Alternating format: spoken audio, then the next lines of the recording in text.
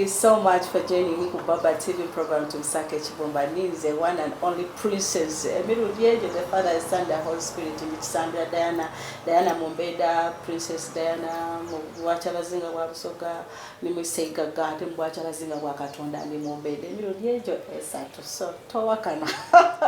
Wasizoti amunange obuli awala nefe tukwenda ino embera just tukiremu neyo tojiwakana oba nuji neyo Katonda jya kutekeretekere bwe bambi neyo Katonda jya kutekeretekere kubanga atukoba ndi munange obuyire tulizo okugegenga ayati kali kucho wabao esan so byona ezza kibaawo nga kizawo olwokuba ndi timi Katonda everything works for his goodness so mubero tineyo munange ate muli mbana ife abafirirwa mwenera tubasaasira kubanga atukoba tunolololenga walala are tusanukirenga wala. We are together with you and thank you to Okobye today. Let me tune my program to Msake Chibomba to kwenda. You know God is always with you. He has given us a lot of things, a lot of testimonies. Mulimu yecho majokokera kanchize kumbalenga twebaza okusingirana abantu abali kugenza banayibwe nga balwaire nga atemo especially nga omuntu gwoli kuyamba ko ngazira ku bantu abali kumuyamba nabandi some people are being rejected but nga not even the family members nabali kuyamba but someone whom you even don't know. My dear, you who is doing that great work Katonda ali kibona kyoli kola niwo boza kyoli funa mukolango eza kyoli kusubira but at the end of the day he will give it to you. He will providing ekyokulya, ali providing ekyokwambala, oli kubira ku omuntu wa mwizamu amaani, oli kumwereza ku ebyawandiikibwa, you know, anything as long as you are doing good munange n'okwetebwa kwa Katonda kubanga yatukoba nti with him kasitobanga olina love ng'olina love gy'oli kulaga mu bulungi you are doing that to him so mubero tinaye tumusake Kibumba eba okuva kusayisa tukitundedde okujja paka esaadi bayitaano. A lot of things are going to be this. We have our body's calling, we have testimonies, tulina mu Christian events, we have a lot of things we're going to tambula nayo. But guess what, right now mumbere tuneyo tulina our body's calling here in the house. He's a prophet, so prepare yourself. Prophets ekigambo kyayogera chakola buli signs buli actions that ya Katonda signs and wonders nti ni wali ku TV oyizo okulira buli ekigambo ekyo and you end up being delivered ngoli sumulwa lwaki nti kiba kimufulimemu omana nti Katonda n'abaki mutairo eta alina ensonga lwaki oli kubanga okiwulira so ofuna peni n'akapapula waba kulicho wandika kyaba yogeire ngobona nti kikukolera you take it, you connect at times to doctor connecting nga loza nti these things are impossible but you just say I connect to the word he has said where koba one or two people obanaba wala baba kuliche bayikirizaganyanga walala yena idakola aidako chilizinga. So right now we have Prophet Francis Godwine wana mu studio so mundange kati mukuwereze what vavu ka break atono then tutandike na itovao kati. Well, the long-awaited one to one of me, Prophet Franco, my studio. I do kubanga atwitotolera ku all yet causes a prophet. Byona idati kobera yatukatya era kolati ebintu bye era amaiso gagaba gali kubona gasobola okubona gabita mu kamera oba gasobola okubita mu gaba gali ku makunze zenkanga at the end of the day it's me who is going to be prophesied live on Baba TV. Prophet, you're most welcome to Baba TV. Yeah, thank you, Diana. Yes. Yeah, my name is Gwaku Franco. Yes, talk to them and greet them, the ones watching Baba TV. Adam to Gwaku Franco mix these other languages. Yes, abatubona. Maina kangeni nze Gwaku Franco. Yes. Ndi muzale wa Mayuge. I'm a prophet. Nkulire Mayuge. Yes. Na vwao nakulira ke Kampala. Na ye. So, ojire ngo mixing ebintu. Njire nga mixing ebintu.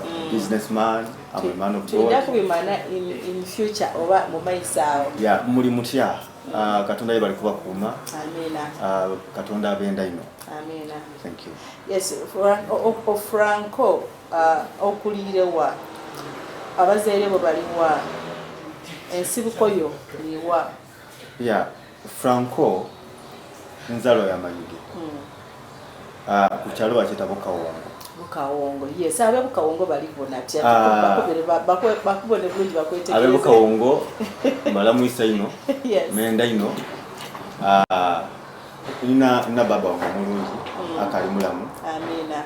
Bamweta Clement Muliro. Yes. Mwami Clement Muliro akali mulamu. Ni mukaire wange aliyo omukaire namba Ruth.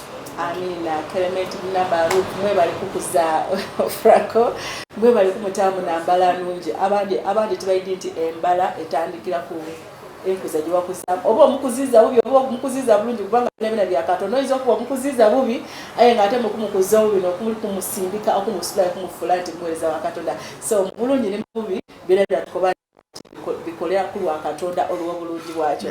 Yes bw'ozaalibirwa wano nga wakazaalibirwa wazaalibwa mu tawuni oba egyo obaire okulire mu ddiini ki mu buto obwo? Mu buto bwange abazaire bange bakatoliki. Yes, okay. Era nakulira mu katoliki. Nabuti bakali bakatoliki? Era bakali bakatoliki. Walemererwa nga wakoba nti nabbi taba nakitiibwa taba jazaalibwa utenda kukyusa ifayo kutibale wabazibu. Baikiriza yes. Olw'ebintu Katonda byedde nga nkozesa. Amina. Ndi omwana Katonda gwe yakuza nga nkola ebintu byandawulo. Buti wano mukukuza wano wasabiranga bina babikolera mu Bukatoliki? No. Nazalibwa mu Bukatoliki natandika okusoma nasomera ku isomero baleeta Bukawongo Primary School. Bukawongo Primary School. Iliwa? Liri ku kyalo kwaife. Kyalo kyekyo?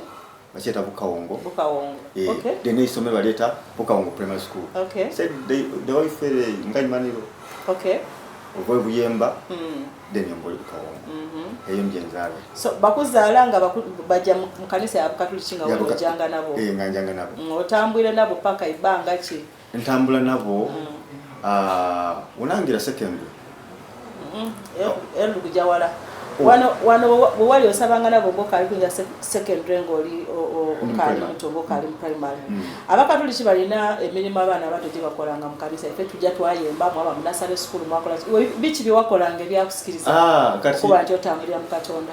Enze okusookera yala twajjanga mu kereziya okusaba. Nanumirwanga ino tyaweereza ino mu gundi mu kereziya kubanga bunayendo kungira omujiji. Wali nga neiralo. Unayendo china iralo. Wati twayingira wale ku front abaana abalezi awo baba bayambala ebikandula you know. Wona byobona nti byakitibwa.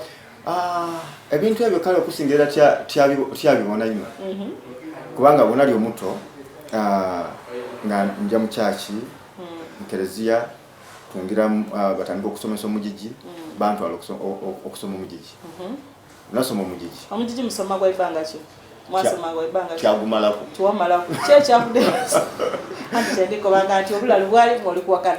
Kyakulebisa okumalako. No, I just found myself failing. Wagwa. Ngampulira TV nga TV enumirizamu.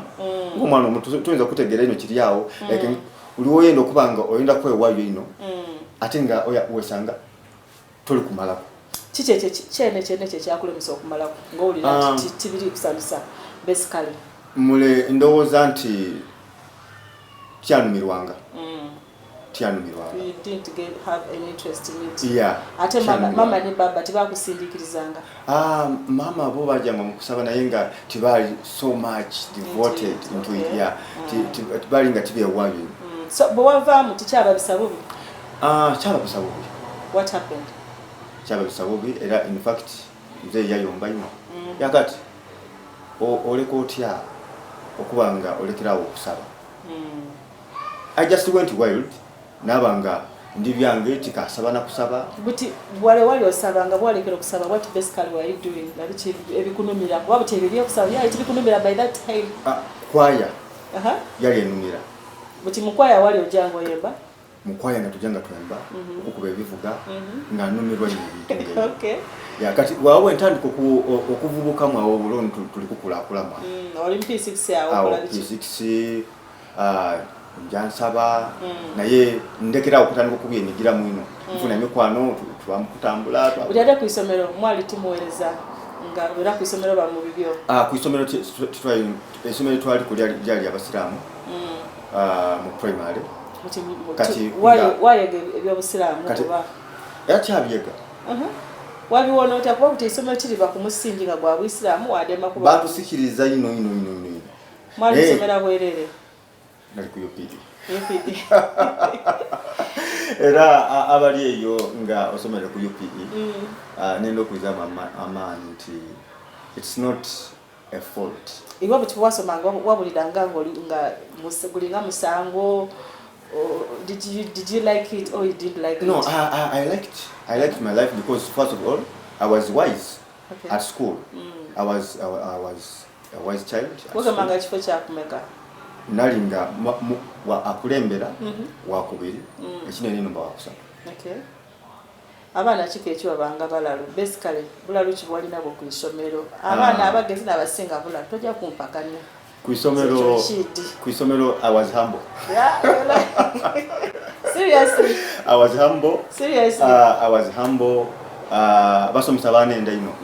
Kubanga I was humble. You know, I grew up in a humble family. My parents didn't have money, too much money. Okay. So I grew up humble. Abasomesa banenda ino. So kati okwongerayo nti malo kusoma. Okusoma level primary. Ningira mu secondary. Secondary somero cheri. Secondary nja kubunya SS. Bunya SS. Yes. Okay. Wenja kubunya SS ntandika okusoma. Ntandika okusoma. I remember there's something that happened to me. There's a time when I was at my uncle's place. Okay. And those are ate calling you wetandika okwida.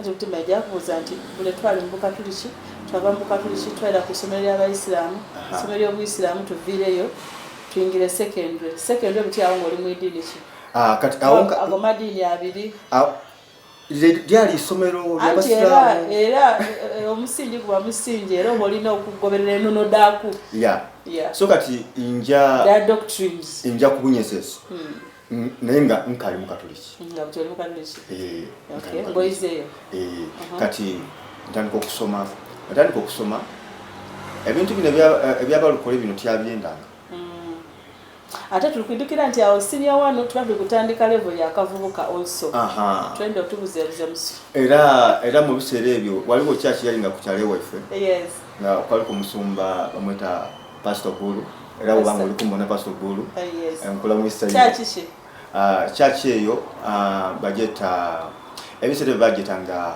Voice of Life and these days I don't know Voice of Life church eyo eriyo kati omusumba oyo ebiseera byali yankaida ku kitundu atandise kanisa nga ife tukavubuka nga tituwendera kwirala balokole bawoigana bajja basaba batwakati ali kiri kozesa nti abasimba basinga obungi bendeeta wano buli omu akoba ati yali tayenda nga bavuma abalokole bakuba abalokole bayomba n'abalokole babakola all sorts of things but at the end of the day you end up becoming the great people more than even those ones you are affecting. Chewonisa. So imwe bichi bwe mwakolanga since that mwaiti mubenda twasomanga n'abaana nga balokole naye nga tubasibako ebigambo ndi bajja mu overnight bazikiza obutaala baba bakola okusinza ku ndowooza ddefe dali corrupt buti mwe timwasobola kuba nti katuje tulabone ku overnight ebiseera ebyo olwo tubyogera boogere kuderega buderege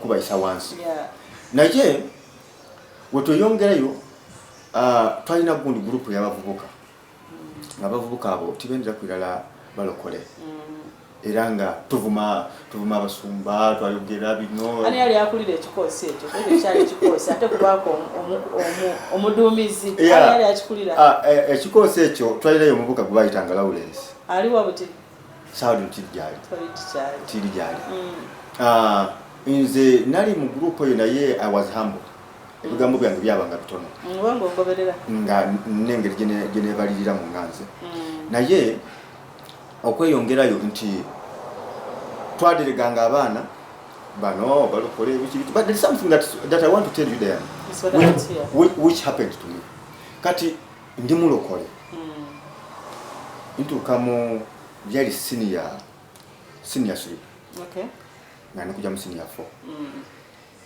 waliwo omwana wa koja wange ginavuiranga okuja ku isomero olonga wa muzeeyi mvire omwana oyo yalwala bamweta Fred Wakasana era obanga oli kumbona Katonda kuwa omukisa omwana wa koja wange Fred ali mu mirimu gindi eyo ti dubulungi ino naye nga ali omulamu kati omwami ono yajja yalwala walwala oyo Fred twamutwala ku kitanda nze bandekayo ngali kujja okumugenza yali alwala ki yali alwaire mongota twajja ku kitanda bayitayo sleeping sickness I think so sleeping sickness twamutwala ku kitanda bayitayo Namungalwe kati wetumutwale Namungalwe wabayo omukyala eyayida nga ine emyaka 95 asobola okuyida kutambula ng'atambula yali mukyala mukaire ng'abuulira enjiri kati bwe yayidanga okutubuulira enjiri naye nga nze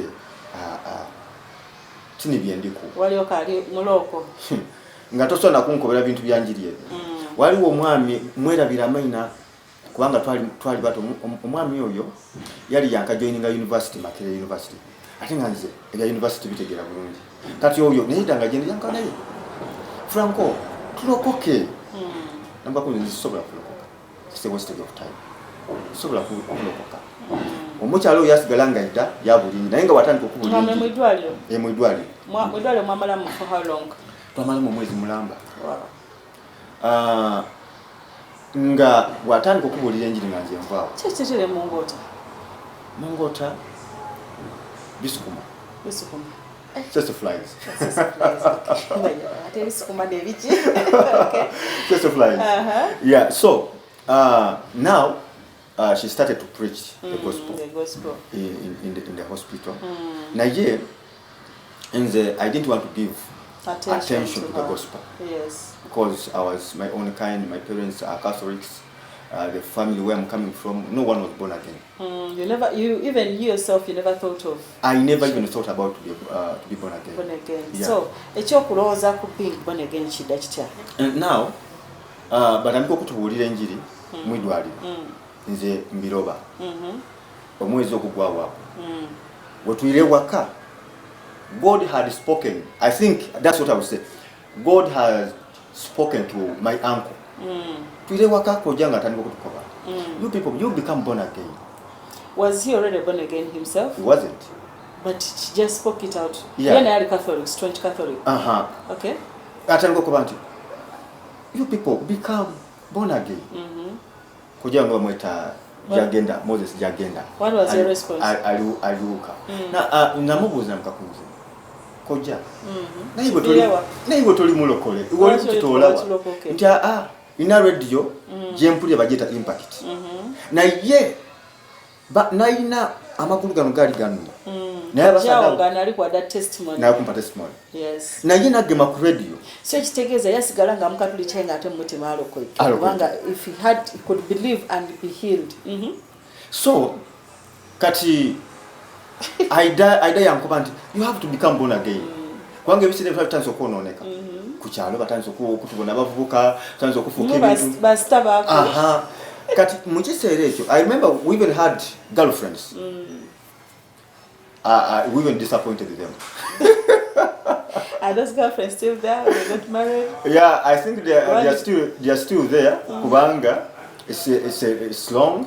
It's long. Menja kuzamba inakaibwa biturende bafumba atenga abandi bako boyfriend by went bali tubabona kumusana nena. Yeah. Try to kujja no mubi wangu. So kati koja olotani ko kwa nalumi yake mmego lisema senior wati. When senior 3. Senior 3. Naye kati mbaona abawala just talk like that. We gombera kwa just kumbali just. Yeah. Kati ngabandi bakusuubira nti when you grow up nze nayi Nelson kati ngeri ata abali Nelson abakasinze kuba namize mwezi koja kati koja akuwa odolisi ankoba nti mulokoke uyayogera ekigambo ekyo I took it serious. Yes. Kyakwingira natandika ina radio yi nagimutoolangako nga ntandika okuwulira enjiri in that year omwaka ogwo nali suppose kuba nga nsoma senior 4 sente dambula olikuwulirize kati natandika anko otandise okuwulira bakyeta bata kinegenege you know that interest kati now like of the word. Now I'm not studying It's like now I'm entering into a new world. A new world. Or you are in senior what? Senior 4. Senior 4. Okay, kujikola okali na kagitandika. Yes, mubero tineyo. Kati teke tuje ku break katono. Then we tunaba tuize lugenda tukobere. Aloko ikatia tukobere. Anko ya mwa professor Katonda ya muoni ebigere. Kigambo we bakyogera mulokoke kyatandika okumwingira. Iwoli tuliza ku Baba TV sawe ne tukoba nti munange loko katandika okirowooza ku tomana ekiseera buli omu abane ekiseera kye. Oyinza okola otuwaira wale bafuna accident wava. Byabegeza mbu nze bwe nabona nga natera okufa nalokoka munange bityetyo bibe bya Katonda ikatuje break atwire.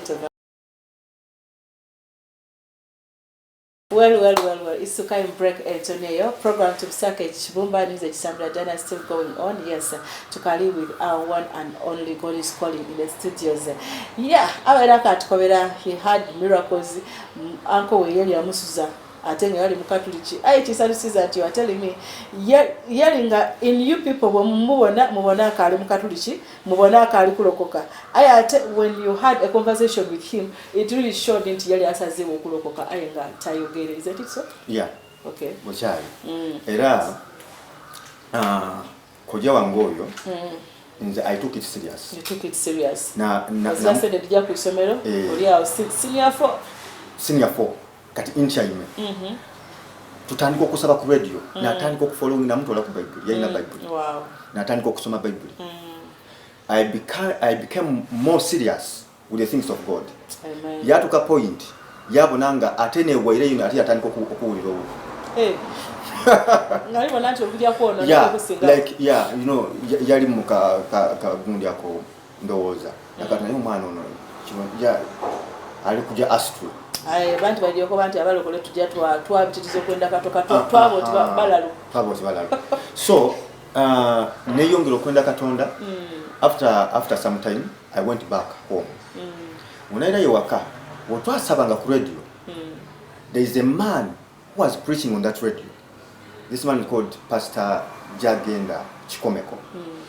Yakanti nuwobanga wali mirwa school fees. Osobola okuira yo wakola ki wasoma. I asked him, is it possible I can get back? I believed God. Yes. And I went back to school. How? Natandika okukola, natandika okusubula. Natandika okusubula, subule mwani, asubula ki, nafuna sente. Ngoba kuwaira akagali. Wakawa waliwo akagali. Natandika nafuna sente. Muna naira yokusomero. Wow. Naira yokusomero kati wendera yokusomero naira yewaka jebanzala abuka wongo. Watandika kusasula school fees. Natandika kusasula school fees. Butero muzee ni mama nga bali kuki. By tibali na bulungi sente. Tibali na bulungi sente na ye nze naina passion. Katayidukira ekisere ekyo ndokoike. Yes. Na joininga kanisa eyo musumba gwe twavumanga. Twire yawo olokoike otya? Kati indokokera ku radio. Ku radio. Ngani ali kubulira? Pastor Jagenda Chikomeko. Wow. Ku impact. Wow. In fact, in that time, when nalokoka, kankuiza yuko inima Katonda. Kadogera kuna ali kubona ku Baba TV. Bana ifa bali kubona ku Baba TV. Buli bamulira nga basumba bonga bali kubulira enjiri bakoba nti taya akatono kosobola.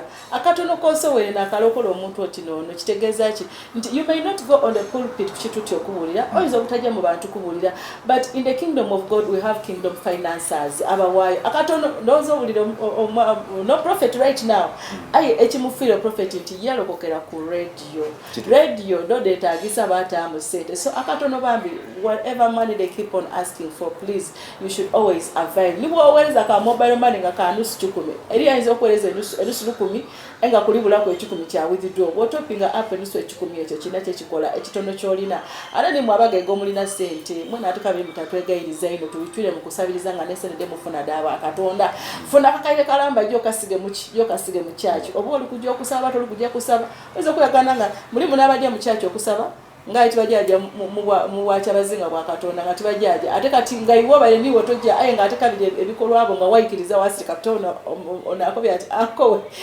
kekiseera yamulirako bujja aye nga yalokoka munda mulenga mulokole aye ate nga kumbali balowooza nti mukinga mukatoliki. So it is always a great pleasure okuba nti to supporting obuweereza bwa Katonda ebyo okuba nti omusumba onaasaba ino ssente onaakola ati kyali kusaba tiiki kye yes ate oyinza nti oli kumuwa mbw'ajja kulya yena mwalina okulya kuba nti mwokyokola kyolina okulya alina okulyako alina okuba nti ate atambuse njiri.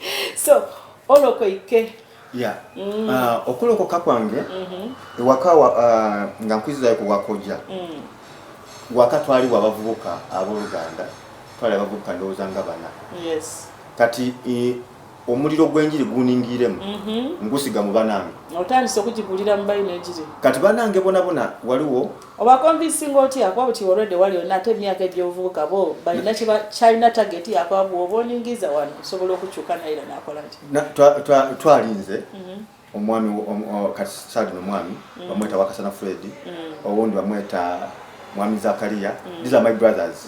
Zakaria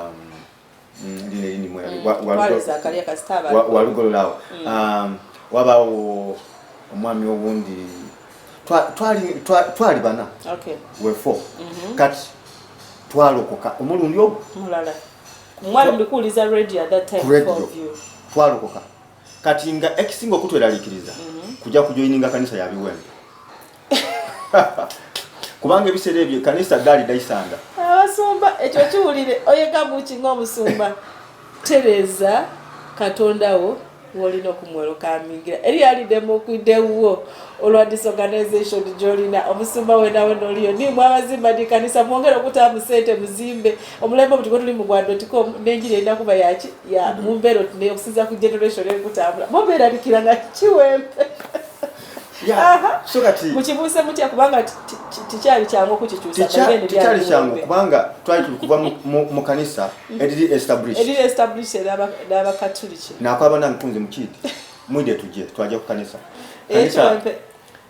eri Namakakale kati Namakakale tutuuka ku kanisa twemerera abavubuka abayisuka twemerera tuti naye tuli kuwungira mu kanisa eno ba ushers bakola omulimu munene gw'amaanyi we batubona twali ba suspects bana abantu bakiboneka bali kuidda wano bayidoza tulikuba nti mwali ba suspect nga bali kuidukira balaba abavumanga ababatigomera eno olwene kanisa gye ndikwogerako eri Obukojja kamuze lwaki timwajja ku kanisa dino wano omwakoleranga ebikolobero kati awo nali navaayo kati nga ndi ku Bwakojja kati olonga mwali mutire nga mugobo waayo tutandika tutya kati tungira kanisa batwaniza bulungi service yajja mu maiso buli mwali nga kumwine tabitegeera bulungi basaba bakolaki basabira abantu bagwa bakolaki nti bano baleke emizimu naye nga inside of us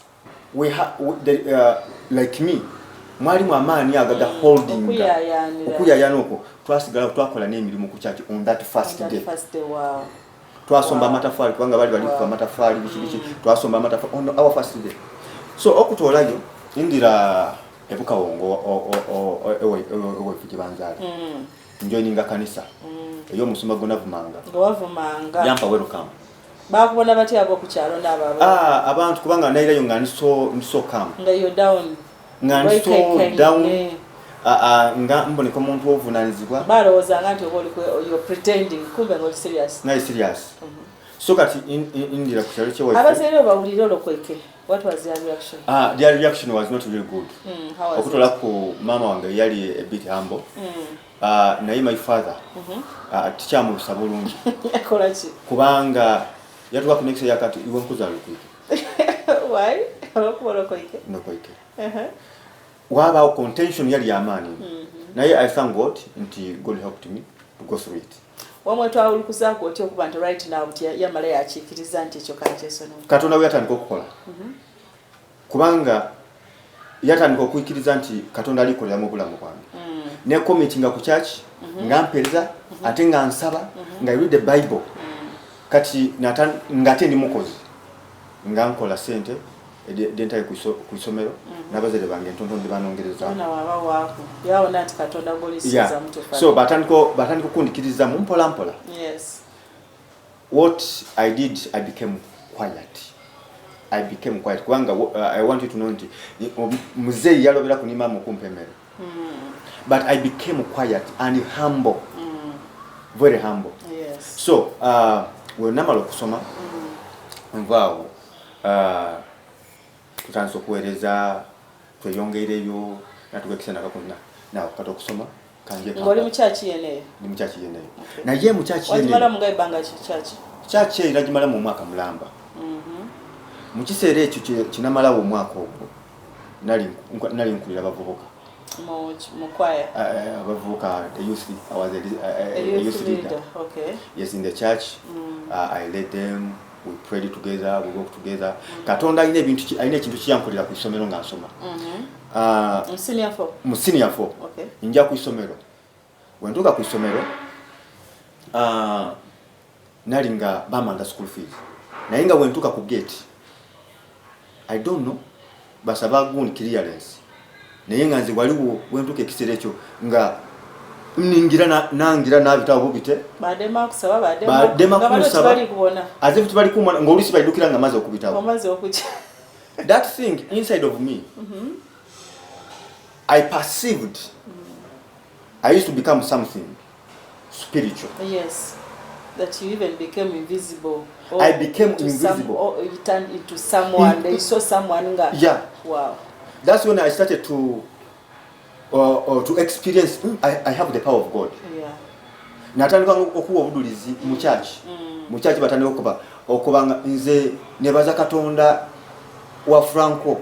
Wow. Wa Franco mukisawo nga bali yakola nebibuzo right. Nakola ebibuzo. So God took me through. So to cut things short, ntuka nje Kampala. Ani actually Kampala? Well, nakoja wange yantwale Kampala. Okay. No, omaze senior 4. Waje bitabulungi. Naje bitabulungi. Okay. Naje Kampala. Twatandika obulamu. Twatandika obulamu. Wapita banga ine neno. Nasabira ku machache zagenda ulo and all that. So, tutuka mwaka gwa 2014.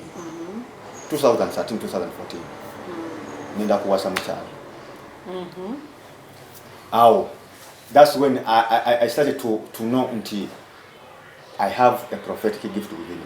Okay. Kwanga my wife titwakula tonatwe. Tyamubonako. Wali omuwala gunali mboyine nga gwenuka ndokuwasa.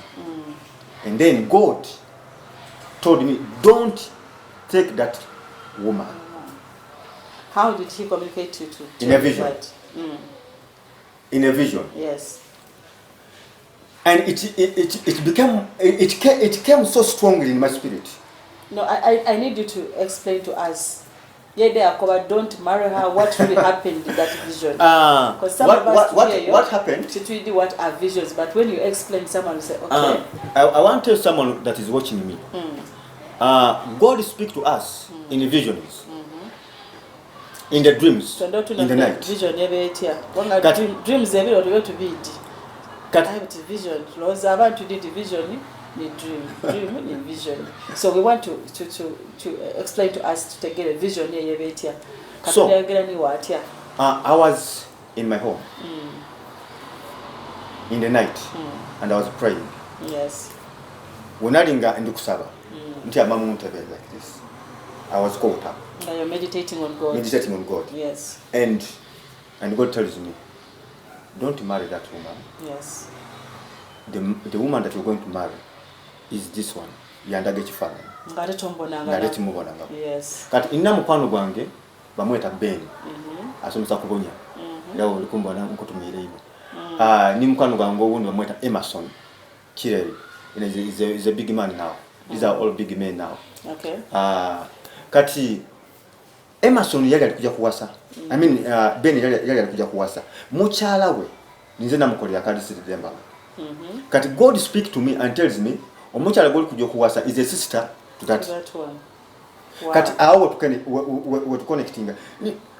When funa vision and God showed me peace. He told me when you go with this woman you will have peace.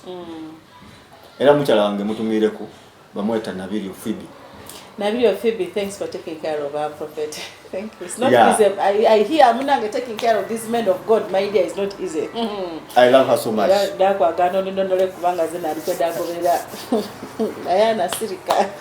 Yeah. So, in that way, yes, God ministered to me. After 3 days, Emerson, my friend, calls me. Why don't you get married? wow. Natanga kumka ebyaba chalaba nabalokole batawanya and all that.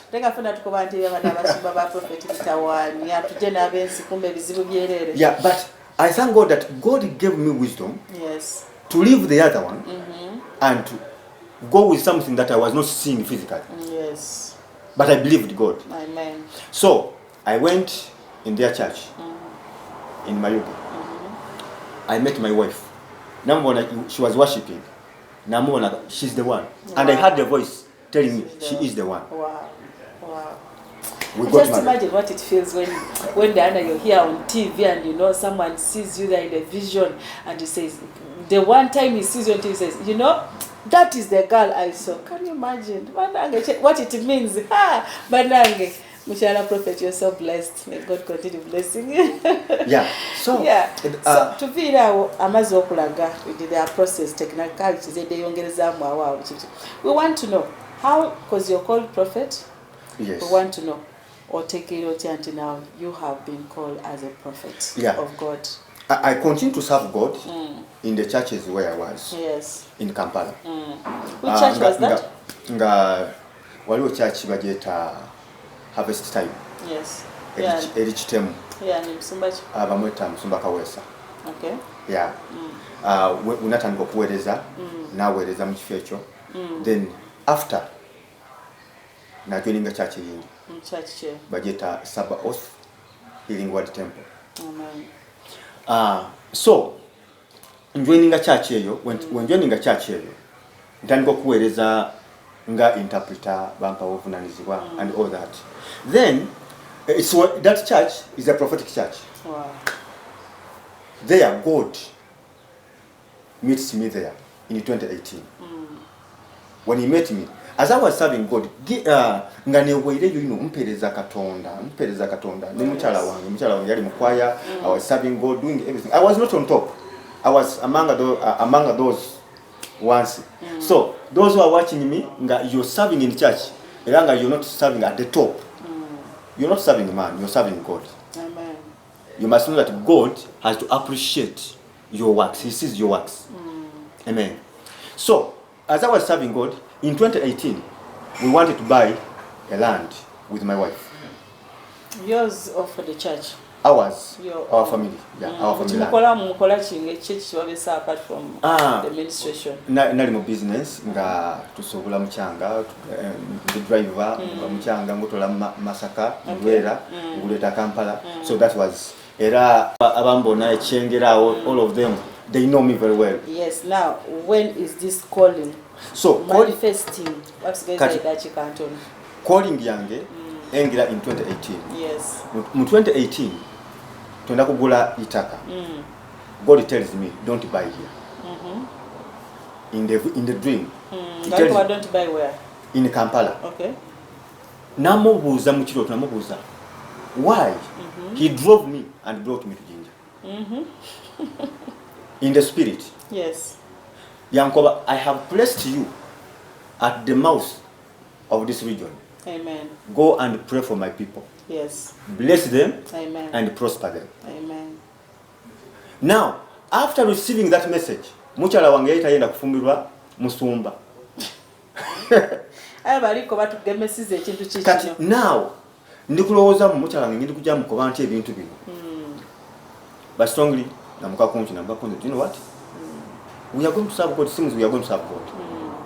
We like it, we don't like it. We are going to serve God. That's so there, tutandika kusaba. Katonda yatandika kundaga. I'm ministering. I'm speaking to people, delivering people.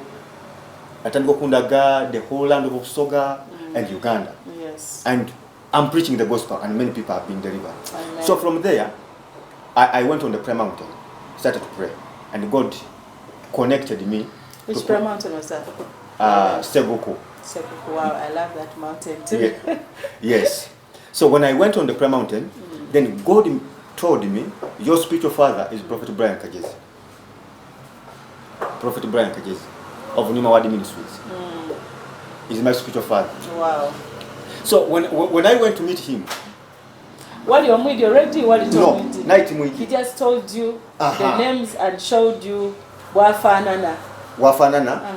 So I had that's what I always tell people watching Baba TV. Ntimunange okujja okusabira abantu. Ask God to show you. Odema kujja mu church ng'ojja malira mu bwire. Ate nga God is there to tell you where exactly you belong. He was told era singati Yakobe bwatyo. He wouldn't have gone right into when you ask God to guide you. He guides you to the right place because all plan jolly. Olino tambulira mu kigambo ky'abanga akobye. So oli kutambulirawo well and good. So he had Bamkoba is your spiritual father. Yeah. So when went kuja nga tunatira okumaliriza. That continue.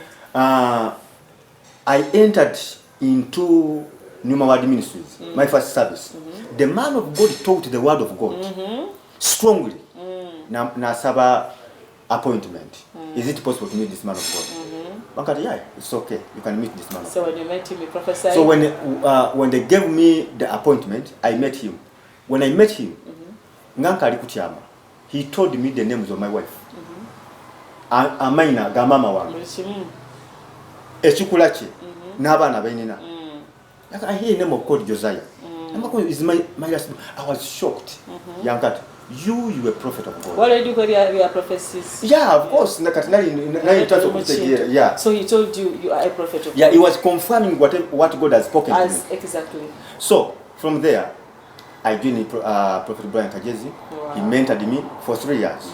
And in 2021, God spoke to me. He told me, in the month of July is your season. Wow.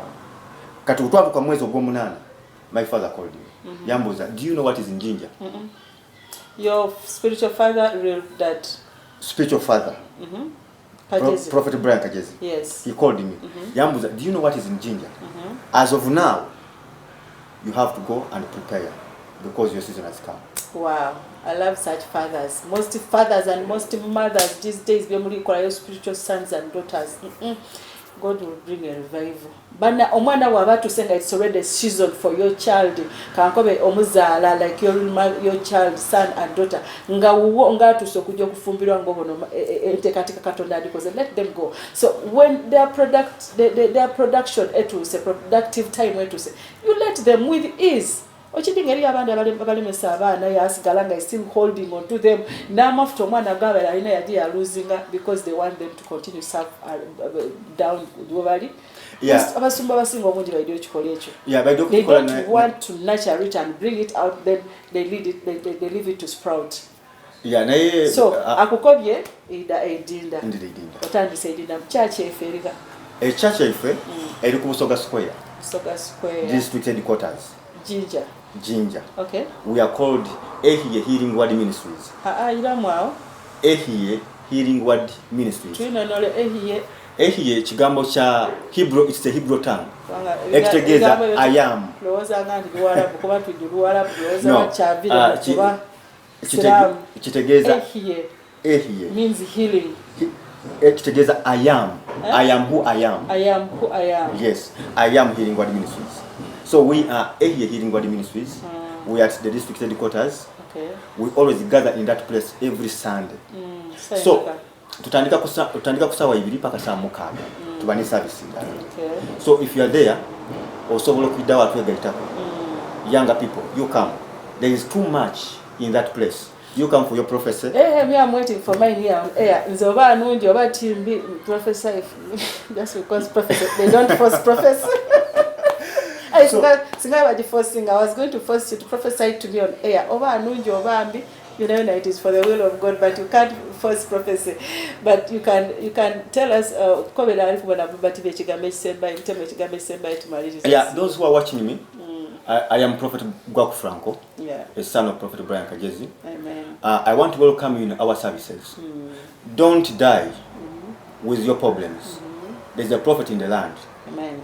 The Bible says in the book of Exodus, when God saw the children of Israel were suffering, he sent Moses as a prophet to deliver them. Even this time, there are people who have been crying to God. When God is to answer you, will send a man. And in this generation, he has sent me to come and minister to you. Not as a man you see, but as the servant of God. Amen. As a servant of God. So you join us every Sunday at Busoga Square, the district headquarters, opposite Stanbic Bank. We are always there. And God will change your life completely. Amen. I want to pray with them. Okay. I want to pray for you. Don't fear. God is with you. I want to pray for your life in the name of Jesus Christ. Lord, I pray for those who are watching me right now. I pray for them. Those who are going through trials. Those who have debts. I pray for you in the name of Jesus Christ. May God take away all your trials, all your problems, all your challenges. Amen. Whatever has been holding you, in the name of Jesus Christ, may God deliver you. May God deliver you. Amen. In the name of Jesus Christ. Amen. In the mighty name of Jesus Christ. Amen. I know people have a problem with prophets. You come and test me, you know. Amen. You'll be shocked. Wow, that has been great. Thank you so much, Prophet. We shall bring you next time because we still have a lot to share. This was like, they call it what, rapport or to the ministry. But thank you so much. We always need you. All the time. And which social media platform? Osobola kujja kugundi ku YouTube, Otam Prophet Gwaku Franco. Gwaku, spelling ya Gwaku. Gwaku. Okay. Franco. Okay. With Franko. Then ku Facebook, Otam I am healing word. Amen. I am healing word. The church point is Ehie. Yeah. So Otam I am, you are able to connect with us. Okay. on Facebook. Do you always go live on Sunday or not yet that level? Not yet that level. Okay. But we have someone there. Katusabe Katonda that one time tudakuwa tutuka yemu na Yesu Kristo Nazareth. Amen. Yes, but lamukize bona omukyala n'omusumba n'abawuliriza bona Baba TV will come one time and visit you. My producer Shadrach will do that, and the assistant to it's okay. So thank you so much, Mukama Kom Samson. I am waiting for my prophecy. It has to come. God can't fail to speak to me. Yeah, thank you so much. Program to Okuyitibwa with me, Chisambira Diana, Eka Jara Maiso, and Katuje Kumbre Katono Kati, then Twile Tovao. Yes, Simubero today to Okuyitibwa and Chisambira Diana program Eka Jara Maiso. Thank you so much for Munange Okubango Kubatida Kuchusa. We are so delighted. Munange, do Okuba Mulala Babiri. Katonda baba tese kigambo bwe kiba kicho era kiba kicho ate bw'okiwulira wena okitwala kubanga ekigambo ekyo buli bw'okitwala baba akiweereza tikirungi kigambo ekyo kugwa ku mabaale weerere bwe kigwa kirina kuba kulibye kizaayo okwonikwa beeta okuyikiriza so tutambuliramu kuwuliriza kuyikiriza na kukola we act on it and act on it and do what so mubero tuneyo ekigambo ekyo kyengeza kubanga kubanga tulingirira mu Ecclesiastes 8:4 where the word of a king is, there is power, and who may say unto him nti awali ekigambo awali erina lya kabaka waliwo amaani Eli abandi abatobuza ngo bantu lwaki muwogeranga in the name of Jesus Christ. Oh my God, eli nero bwoliyogera oti n'omuzimu oguba kuli bisawe gukuvaamu kasitoba n'okuyikiriza kasitoba n'ekigambo nga weewaayo ng'okuba nti ze Katonda n'omubezi gwange ate nga nalokoka bana tulina at times tulina abantu abeetanga balokole aye nga tovanga yokwatula nti me and God we are glued together, we are one. He is in me and I am also in him because ndi mwana we ate yakoba iwe kiriyo kyoti niwe mabo baba babajja kudyeni ebakebera omwana owuwo bwe ku bano bakoba ati ate dyeni etukubye mystical aye ng'omwana uwo nga niwo muzaala mabunda go wajja kudyeni tusasobola okuvaida akoba nti ono omwana ti uwo olitegeera ate omwana waaba okitegeeza ki nti ebibyo omwana byakola ki byagabana kuolooza ate kabiri omwana afoominga muki era afoominga kuva ku musaayi ogugwo so katonda alitukuba nti wano nti erinnya erya katonda erya kabaka waife buli bw'olyeta kulirimu amaanyi kyobona nti abadelivari nga baligoba emisota abaligoba ebizibu mu bantu bakozesa in the name of Jesus mu linnya lya katonda nti ni enemy omulabe waife oba sitaani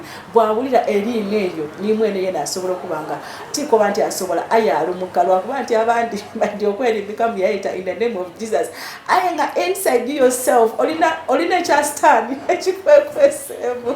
One time they were preaching bakoba nti ebintu byetukola nga sitaani bw'aba ali kutambula alina his trace in you. Trace nekitegeeza ki nti alina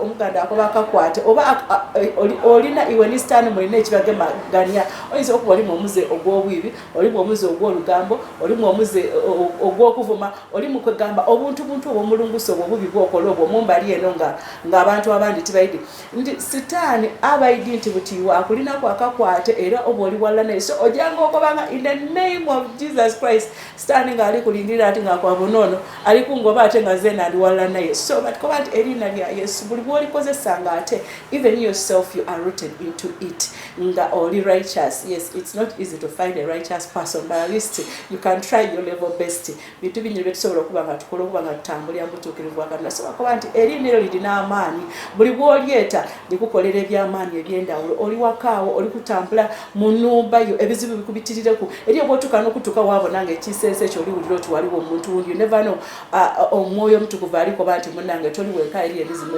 egirigobera nti aye when you are rooted into him wayita erinnya lya Yesu lirimu amaanyi katonda aida akolera ebyamaanyi ebyendawulo so mumbeera oti naye program tukusaka ekigomba yes binyine bikajja mu maiso but even munange zinalina okujja zena nsinze kuntendereza embuuke you know I love God so much. I love okuba nti I praise and worship so when batijire praising and worship mpuliranga at least olunaku olulala lwonka how many days how many hours has God been there for you? Nditosobola kumwako even any single day, not even any single hour in a day, not even a full day, and all the time I can be meditating on his word. So munange it is always good owe katonda owire ngaye bwakuwa yowire yakuma yetatemya amoga akuva bwazaalibwa okuva watebwa munda ya maama nga tibakwidi paka na buti n'ebiri mu maiso aba abiteesiza aye ate olwisa aba alikwenda we n'omufeeku joko mu mufaku joko mu kumusembeza joko mu kumutaaku pressure jamutaaku otya pressure kubanga oli wala naye oli kusoma ekigambo kye oli kukiwulira ate oli kitamunkola ate ng'oli kitambulira musomo mbero tuneba kuba nti erinnya lya Yesu lirina amaanyi ng'amaanyi nti amaanyi ago gakozesa olina okuba nga obita mu mitendera emituufu so bw'otuuka goba omuzimu ng'oli kuba mu linnya lya Yesu gwidda kujja aye bw'ona okugoba mu linnya lya Yesu ng'ate oli kugugoba oli mu embala ey'ekibi embala ya sitaani maidi ati gwidda kujja so ebyo nabyo you can always achieve it ng'oli kutambulira mu Katonda osoma Bible ye make it a routine at least one Bible verse a day kidda kuba nga kikuyamba you can't say you don't have time. You have a break osobola okufuna ku break fecho kulya ekintu wali ekigambo kya Katonda kulanje fecho kulya ekintu wali ekigambo kya Katonda kusapa fecho kulya ekintu wali ekigambo kya Katonda n'obwire family just to say nze kisinga kunsanyusa buli bwensaba nfuna results olino tukatudda level okuba nga atosigala ng'oli mwangu so mubero tineyo yes Christian events did kuba nga dira ku have other testimonies when on testimonies you can record yourself ku video watuweza those testimonies twabanga ate tutambulira wala munange mukama akuwa omukisa ate nga tubita mu weekend yona bw'ogusaba aida kukuwa bona omweta aida kuida bono sabo kwigulwawo ero idakola kyo idakuba ngo tukajali mukama ko mukisa see you next Sunday.